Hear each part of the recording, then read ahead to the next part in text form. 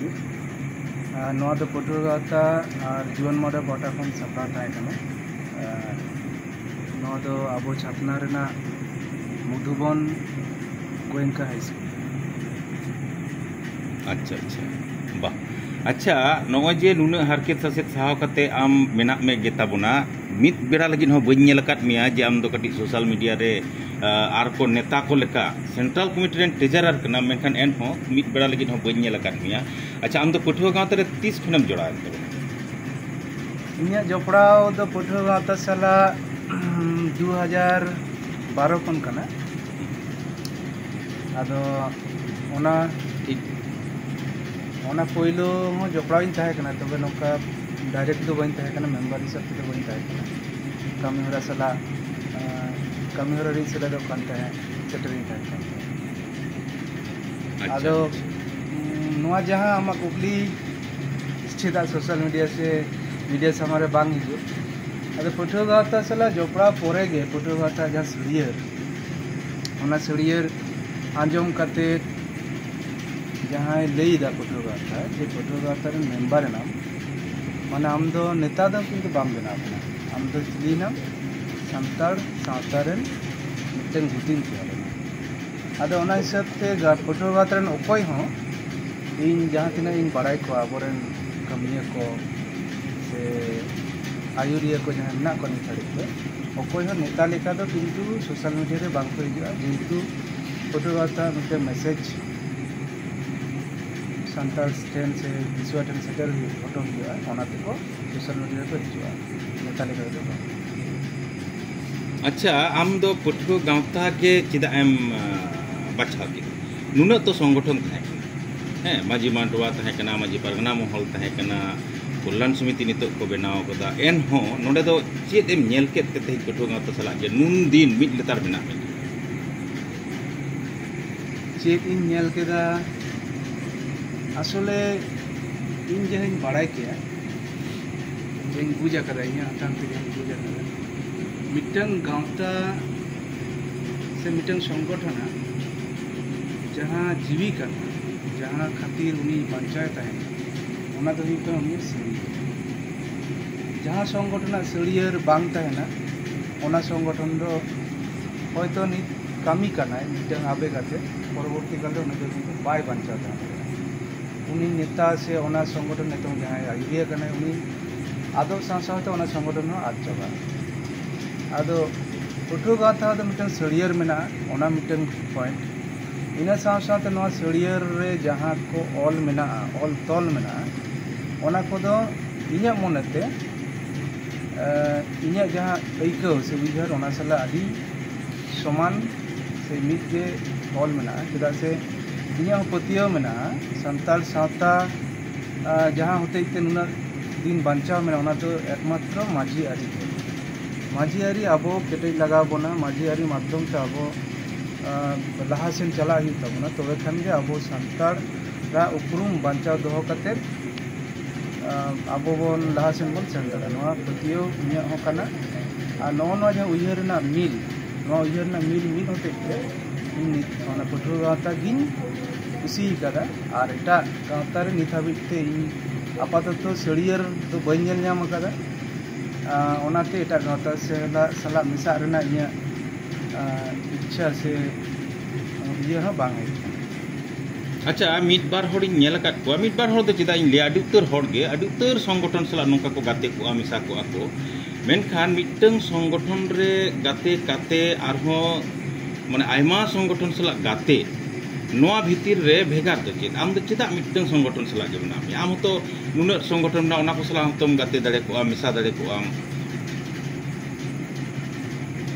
नोआ दो इन्या मोनेते लैयाय एकदम अपक्ष मानसिकता रेन बाले हतांग रेन होड़ा कमी कना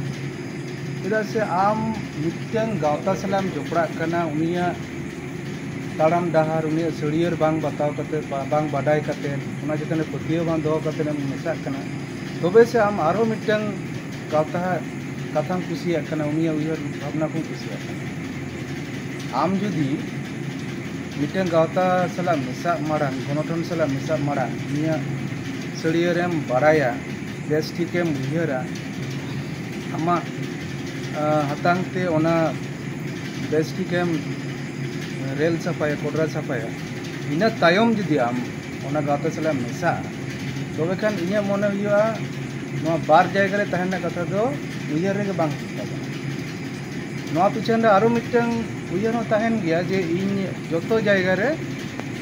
नेता लेकातिन नेलो से मिटन मंच रे मन सला दुरुबा नो नोंका हो उयहर तहना नोआ पिछन रे तबे ओना कोदो इया दो बानु कदा और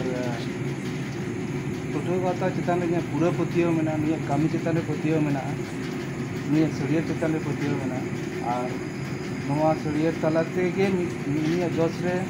सेटर वाय नोआ हो गरी पतियो आदि वक्त नौका हो नेल कना जे कथा मिटन संगठन सला जोड़ाव तायम आरहो मिटन संगठन सला जोड़ाव अच्छा नोडे समय रेना मिटन फैक्टर मेना की समय रेना फैक्टर बोलते चेक लेकम लई छो कदा तबे समय ना फैक्टर दे इन्या मने का ओना दो उनी जहाय मानमी से जहाय कमिया मिटन कोना बारिया गावता सला जोपड़ा कना उनी दो आया जहां आदि मूल्यवान समय आदि मूल्यवान जीवी रेना मिटन जीवन काल रेना मिटन समय जहां ओना दो बैड इन्वेस्ट है उनी जदी सारी सारी के सावता लगी से जेत लगी जहां कमी सनाय कना ताहले उनी दो नौका दो बाय कम जुदी आया टाइम में इन्वेस्ट किया ताहले मिटन उनकान गावता सला करता है जहां तो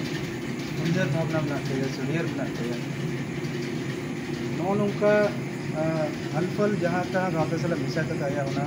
दामन वक्त बर्बाद नोआ दो उचित बांग हुई कंदे मेंते भी बा अड़ी मौज तेला अच्छा आरो मिटन नोडे मिटन कुकली रकाब कना नौका जे कथा नो जे मिटन संगठन और मिटन संगठन मिटन नुका आंजम कोआ रोड को जे अब मिट गेबन कमी कना जुदी मिट गेबन कमी कना अब कोयो मिट गया ताले खान एटा एटा संगठन सला आ चिदा बाम मिसा नोडे की पठो गावता एटा एटा संगठन कोन जहां ठेन फरक मेनते मने मीत केवन कमी करना है जतो को के उद्देश्य तो इने को लिया जोश रे इने को लिया तबे ओना जोश रे सेटेरो रेना डहार दो चेक करना ओका ओएते ओना जोश रे को सेटेरो ओना तो किंतु जतो हटन बांग ठीक ठाक परिष्कार बांग आदो जहाँ को लिया मिटन जोश सामांग करते मिटन माननी जदि अथड़ी के कामी धुराव का किंतु उनी दो जदि परिष्कार से उनिया हरा बांग तहनते ओना जगह बाय सेटर दाड़ा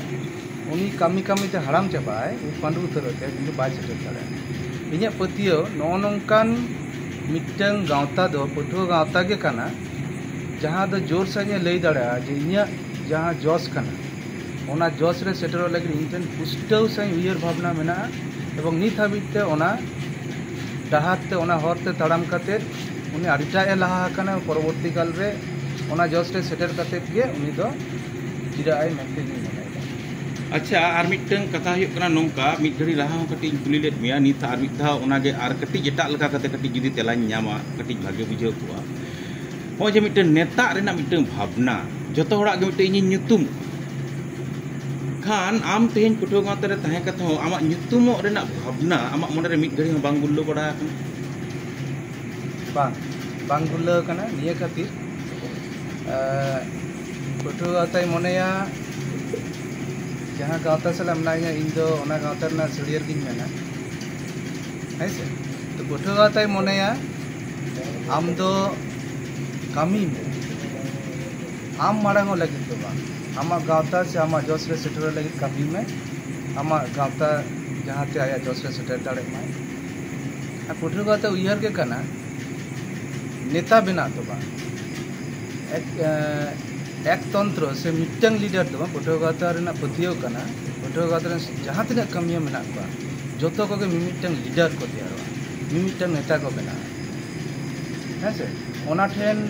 जुदी आबो nyutumo रेना बन रेंगेजोआ ताहले किंतु जहाँ सत्सत्य मनेते नोआ कामी रे बन आरगो कना ओना कामी मुचे धबी बांग बन कामी दाड़ा चेक नोडे आबोय अटका बना ओना दो हुयुग कना आबो ईगो जखन गे अब ᱧᱩᱛᱩᱢᱚᱜ लगी बन कमिया उन दो ओका ठेन चो मन खाटोयन लेका बन बुझा अब इगो सामांग रे हिजुआ नौ नवा को दो इन मोनेया गावता रे कमिया जीवन रे नवा को दो मिमिटंग अनाट कना मिमिटंग तोड़ हड़ा कना ओनाते नवा को बन सहारे गे तहन के भागी। अच्छा नॉय जे मेन केदा जे झोतो हर समान ताल ते मिटन रकाब कते पटुआ को जुवन को मिमिटंग अयुरिया बन बेना को हैं मिट हर नेता दो बांग एमा नेता को दरकारवा नो समाज बदल लगिते लड़हई लगिते खान नोआ को लईते पटुआ गाता पाटा कोन की जहाना कमी को नोंका पे साबा करता बन हैं नोआ लगिते कमी सपड़ा कना जाव शर्मा गे मारांग आकाते सपड़ा कना स्किल डेवलपमेंट प्रोग्राम से कमिया से चेड आखड़ा नोआ दो प्रत्येक बछर गे हुआ और नितों नवा जहाँ उहर भावना सपड़ा करते लहा कना ओना दो हुई कना साता से चेड आखड़ा नोआ हो लीडर तैयार होना के मिटन प्रोसेस कना आइना साथ हुडिंग मारांग उद्योग आखड़ा सपड़ा दा ओना दो प्रत्येक जिला रे गे बछर रे आदि समय हुई कना आदो नौ नौका भावते पटुआ गावता जहाँ कुकमु जे आबोरेन कमिया को सनाम को मिटन लीडर को बना रेना क्वालिटी तहना अकोय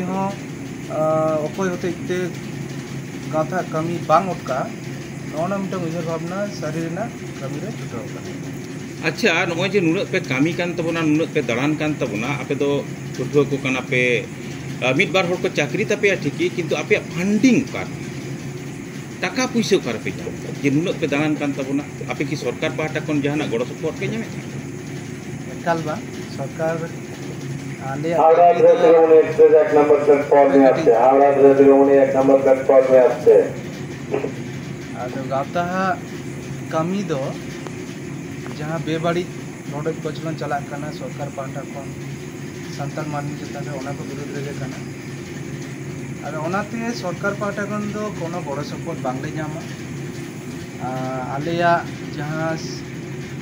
सोर्स ऑफ इनकम ओना दो कमिया कोटेन कोना मेंबर कोटेन कोना जहाँ मंथली सब्सक्रिप्शन हुआ कना इना साथे जहाँ मेंबर को चाकरी कना उनको चाकरी कान मेंबर को हुआ मिटन डोनेशन मना ओना डोनेशन दाराय तेगे आले दो कमी दाले से जहाँ करले दाड़ान कना लई लेखा नितंग दो पटुआ गावता निजे कमिया को निजेरा पॉकेट खुन के खर्चा करते कष्ट करते कमी को छुटाव कना तबे दिसम होटे निया आज दो हुई कना आपे पटुआ गावता कमी नेल ताबन पे नेल करते उनी तुला जोखाय पे ठीक है कमी दे से बेटी के कमी दा एरपरे पटुआ गावता जुदी जहाना गड़ो सपोर्ट लगे आपे ठेना सेटेरवा अवश्य गड़ो सपोर्ट ताबन पे नवा आसी